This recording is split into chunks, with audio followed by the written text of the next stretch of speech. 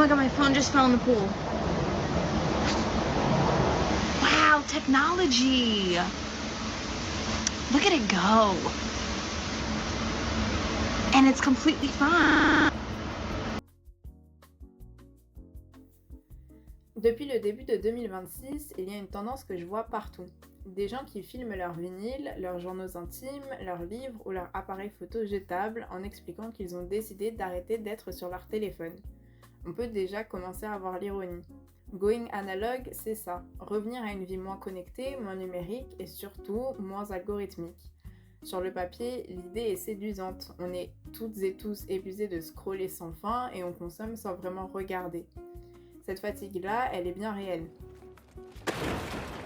Pour trouver quelques chiffres qui représentent tout ça, je suis allée regarder le baromètre du numérique 2025 du Crédoc et j'ai trouvé quelques statistiques assez intéressantes. Pour commencer, plus de 2/3 des 12-24 ans disent ne pouvoir passer qu'une journée, voire quelques heures, sans internet sans ressentir de manque. Paradoxalement, ce sont les mêmes groupes d'âge qui disent passer trop de temps devant les écrans et sont de loin la catégorie où les craintes concernant l'usage du numérique sont les plus hautes. Donc les gens, et surtout les jeunes, cherchent une sortie. Et Going Analog s'est présenté comme la réponse. Concrètement, ça prend plein de formes. Remplacer Spotify par un iPod, prendre des photos argentiques plutôt que de mitrailler avec son smartphone, acheter un réveil physique pour ne plus avoir son téléphone dans la chambre, s'abonner à des comptes Substack au lieu de scroller Instagram, rejoindre des snail mail clubs, faire des après-midi ou des soirées activités manuelles sans écran. Et les chiffres confirment bien que ce n'est pas juste un micro-phénomène de niche.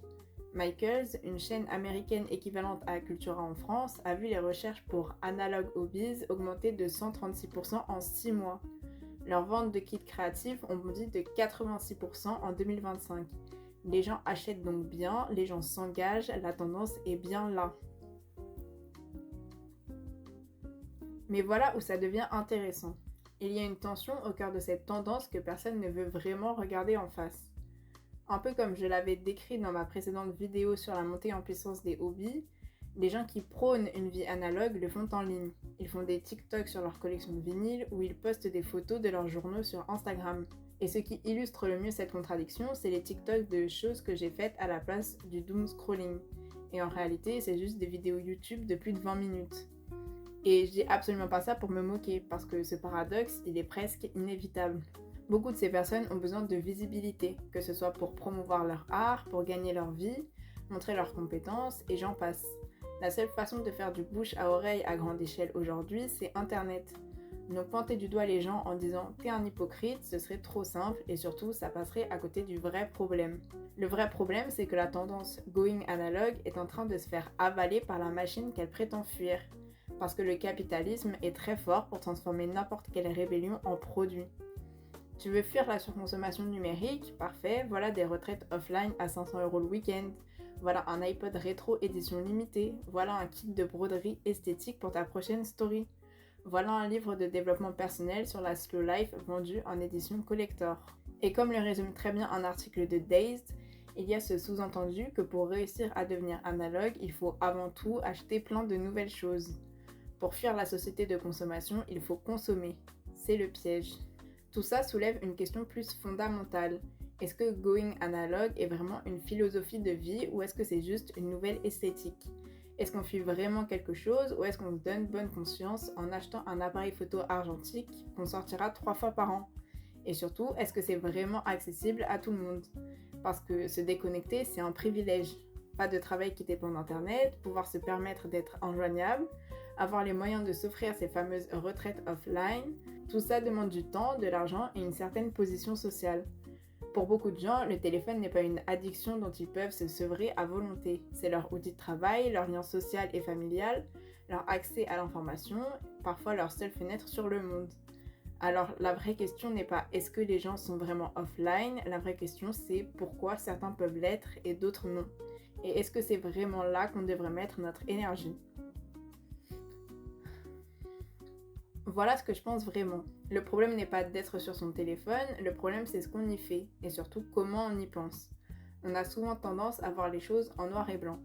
Soit t'es tout le temps sur ton téléphone et t'es un esclave de l'algorithme, soit tu vis en mode analogue intégral et tu lis des livres à la bougie. Et cette vision manichéenne, elle est fausse, elle est contre-productive et franchement, elle sert surtout à vendre des contenus. La réalité, c'est que la plupart d'entre nous vivons quelque part entre les deux, et c'est très bien. Tu peux regarder un TikTok et t'engager dans une vraie réflexion critique sur ce que tu vois. Tu peux être sur Instagram et choisir consciemment ce que tu consommes. Tu peux utiliser YouTube pour apprendre quelque chose qui t'enrichit vraiment, et inversement. Tu peux lire un livre passivement sans jamais vraiment te demander si ça te correspond, juste parce que c'est bien vu de lire des livres. Le médium n'est pas le problème, l'attitude l'est. C'est bien beau de noter sur Goodreads, Strava ou Letterboxd tout ce que vous avez fait et vu en dehors de votre téléphone, mais si vous n'engagez pas votre esprit critique dans les livres que vous lisez ou les films que vous regardez, ça peut rapidement revenir au même que de scroller sur TikTok. Mais là, j'anticipe ce que vous vous dites peut-être. C'est facile à dire, utiliser son esprit critique face à des applis conçues par des milliers d'ingénieurs pour contourner exactement ça. Et vous avez raison, ce serait malhonnête de ma part de ne pas le reconnaître. Parce que le problème, c'est que le scroll continu de contenu court entraîne le cerveau à chercher des récompenses de plus en plus immédiates, ce qui rend donc progressivement plus difficile de se concentrer sur des tâches complexes, et donc plus difficile de penser de façon critique. C'est un cercle vicieux. Plus tu scrolles passivement, moins tu es capable de prendre le recul nécessaire pour arrêter de scroller. Et c'est pas un accident, la bulle numérique qui te montre exactement ce que tu veux voir, elle est intégrée dans le design même des applications. C'est pas un bug, c'est une fonctionnalité. Donc non, penser par toi-même, c'est pas un conseil magique. C'est pas simple et ça suffit pas à changer les structures économiques derrière ces plateformes. Acheter un iPod ou un kit de broderie ne change rien à ces structures non plus. Et ça ne t'entraîne pas à mieux naviguer dans un monde qui, qu'on le veuille ou non, restera largement numérique. La solution de facilité, fuir, ne règle rien sur le long terme. Cela dit, voilà pourquoi c'est quand même la bonne direction. Développer une forme d'attention consciente à ce qu'on consomme, même imparfaitement, même progressivement, c'est une compétence qui se travaille. Des recherches montrent d'ailleurs que les personnes qui exercent leur pensée critique ont tendance à un usage moins compulsif des réseaux sociaux. Ce n'est pas une coïncidence, ça ne veut pas dire scroller moins, ça veut dire scroller mieux. Se demander pourquoi l'algorithme me montre ça, qui a produit ce contenu et dans quel intérêt. Est-ce que je suis d'accord et pourquoi? Est-ce que je choisis d'être là ou est-ce que j'y suis par automatisme? C'est pas glamour comme conseil, il n'y a pas d'esthétique à vendre autour de penser par toi-même. Mais c'est là que réside la vraie liberté, pas dans l'achat d'un iPod. Going analogue comme esthétique, comme business, comme tendance TikTok, c'est déjà en train de se vider de son sens. Mais l'intention derrière, le désir de reprendre le contrôle de son attention, de se reconnecter à des choses qui ont de la texture, du sens, de la lenteur, ça c'est bien légitime. Et ça ne nécessite pas d'acheter quoi que ce soit. Parfois, le cerveau a juste besoin de se poser. Le problème n'est pas la pause, le problème c'est quand la pause devient le mode par défaut, parce qu'on n'a rien d'autre qui nous engage vraiment.